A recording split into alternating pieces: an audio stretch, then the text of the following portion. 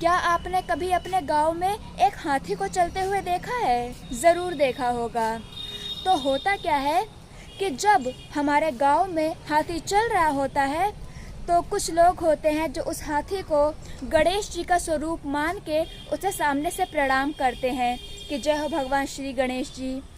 और वहीं पे सेम गांव में कुछ कुत्ते होते हैं जो हाथी को पीछे से भौंक रहे होते हैं, जिन्हें हाथी से कुछ लेना देना नहीं है।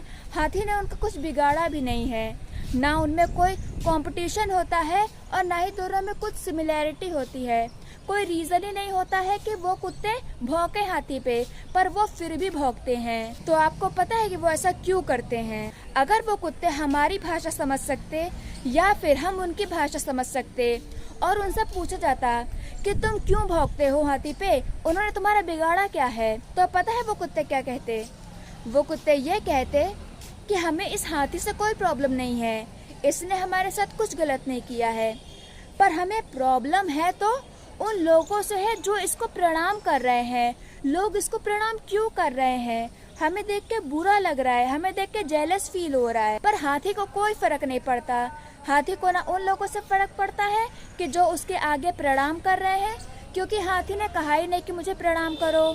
और ना हाथी को इस बात से फर्क पड़ता है कि जो कुत्ते उसको भौंक रहे हैं, इसलिए ना वो उन पे ध्यान देता है कि जो उसको प्रणाम कर रहे हैं, ना वो पीछे मुड़ के देखता है कि कौन भौंक रहा है। हाथी क्या करता है? हाथी बस अपने रास्ते पे सीधा चलता चला जाता है।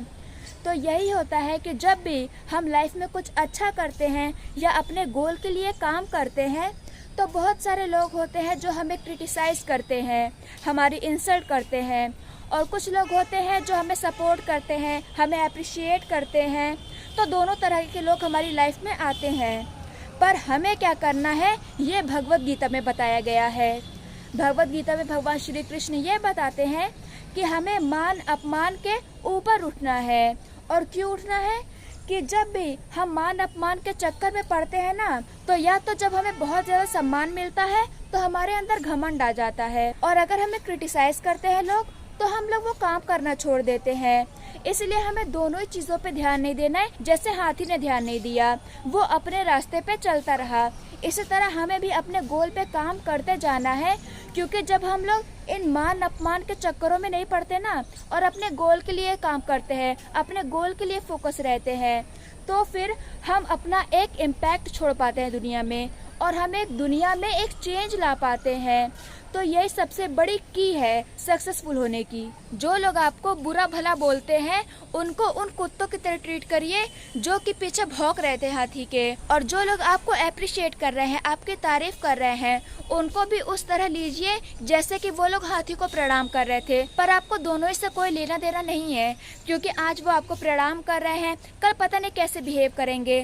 पर आपको इसलिए रुक नहीं जाना है, वो आपके काम को इफेक्ट नहीं करना चाहिए। इसलिए आपको ये क्लियर होना बहुत ज़रूरी है कि आप किस डायरेक्शन में जा रहे हो, कौन सा गोल आप अचीव करना चाहते हो और क्यों अचीव करना चाहते हो। तभी आप हाथी की तरह लोगों को इग्नोर करके उस रास्ते पे चल पाओगे बिना डिस्ट्रैक्शन के, और अपने डेस्टिनेशन, अपने गोल को अचीव कर पाओगे।